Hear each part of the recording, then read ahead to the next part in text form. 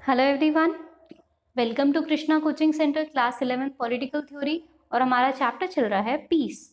तो इधर हमारा टॉपिक आता है different approaches to the pursuit of peace, की जो शांति है, पीस है सो कॉल्ड, उसको हम कैसे प्राप्त कर सकते हैं। So different strategies have been used for the purpose of maintenance of the peace. इसमें अगर हम इसको टोटली डिवाइड करें तो बुक ने हमें 3 डिस्टिंक्ट अप्रोचेस बताए हैं, 3 अलग-अलग अप्रोचेस।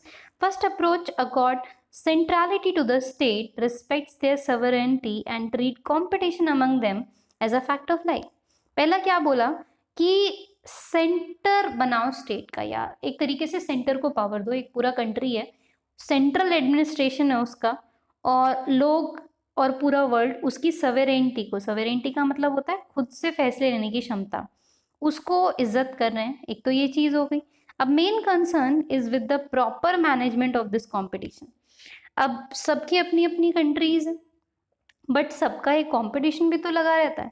तो जो मेन कंसर्न इसका क्या रहेगा कि कितने अच्छे तरीके से हम कंपटीशन को मेंटेन कर सकते हैं, and with the containment of possible conflict through enter state arrangement, जिसकी बैलेंस ऑफ पावर। अगर आप इंडिया में भी देखें तो हमारे यहाँ क्या है, पावर ज़्यादा किसके पास है, सेंटर के पास है। लेकिन काफ़ी सारी पावर जो है वो किसको दे रखी है हमने, काफ़ी सारी पावर हमने स्टेट को भी दे रखी है। भाई स्टेट को पावर देना क्यों ज़रूरी था? ताकि एक डिवीजन ऑफ पावर बरकरार रहे, एक बैलेंस ऑफ पावर बरकरार रहे, एंड स्टेट को कभी भी ये ना लगे, किसी भी स्टेट को, कि उनके साथ गलत व्यवहार किया जा रहा है, इस तरीके की चीजें। And such a balance is said to have prevailed in 19th century, जब मेजर यूरोपियन कंट्रीज उन्होंने अपने स्ट्रगल को टर्न आउट किया था, और फिर ये एक अपनी मेजर अलायंस बनाते हैं दैट डिटर्ड पोटेंशियल अग्रेसर and prevented the outbreak of large scale war. तो इनके इस फैसले से प्रिवेंशन हो गया, कहीं ना कहीं रोक लग गई थी कि कोई ऐसा छोटी छोटी कंट्रीज के बीच में ही मिलके कोई बहुत बड़ा वॉर ना हो जाए। सो पहला अप्रोच तो यही है कि सेंट्रली चीज़ों को डिवाइड कर लो, मिल बांट के फैसला लो, ये काम करो, मेजर पावर सेंटर के पास रखो। दूसरा अप्रोच क्या है, second approach, to grants the deep rooted nature of interstate rivalry, but it stresses the positive presence and possibility of the independence. It underscores the growing social and economic cooperation among the nations. So simple यहाँ पे हम यही बात करेंगे कि किस तरीके से दो कंट्री आपस में अपना कॉपरेशन बढ़ा सकती है। कॉपरेशन का मतलब क्या है कि एक दूसरे के साथ मिलजुल के काम करना।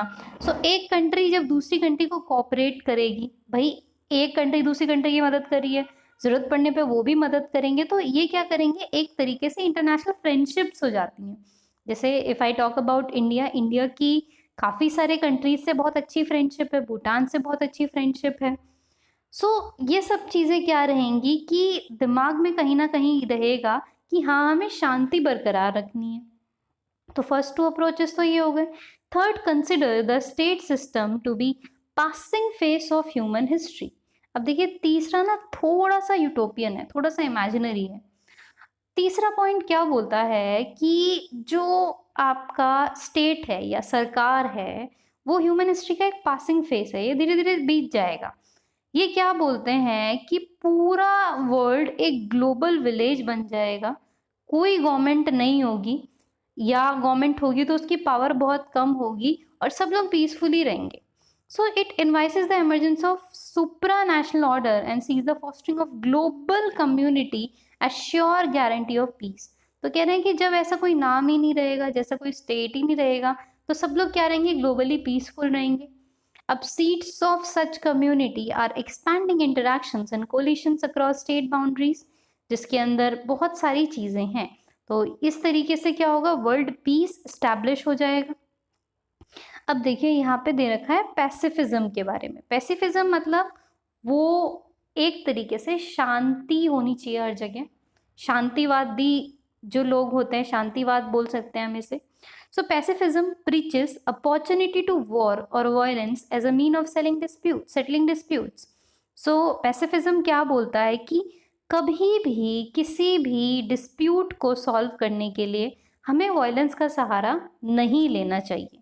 It covers a spectrum of views ranging from preference of diplomacy in resolving international dispute, हमें किसका सहारा लेना चाहिए? डिप्लोमेसी का। डिप्लोमेसी मतलब बातचीत करके आप सॉल्व करो सारी चीज़ें।